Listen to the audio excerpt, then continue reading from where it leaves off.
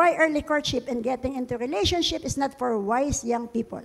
Number 2, do not rob yourself of a joyful youth or of a joyful na kabataan.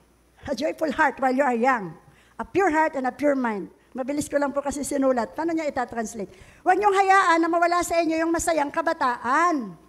Dapat i-enjoy mo yung life na walang mga soulish attachments and restrictions. Baka mamaya, nobyo, nobya, girlfriend, boyfriend. Bata-bata, may nagbabawal na, may nagsiselosan na. Paano? Pumasok sa relasyon.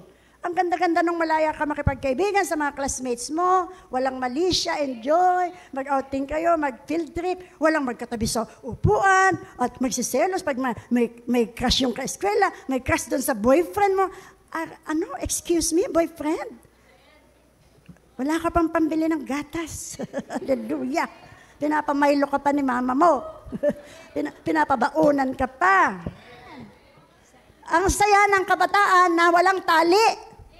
Ang ganda lang ni tatay, nanay lang. Kasi alam niya, Christian yung papa mama ko. Pag pinayuhan ako, makikinig ako. Kasi gusto ko ma-enjoy ang kabataan ko. Madidevelop pa ang aking buhay ng maayos. Amen.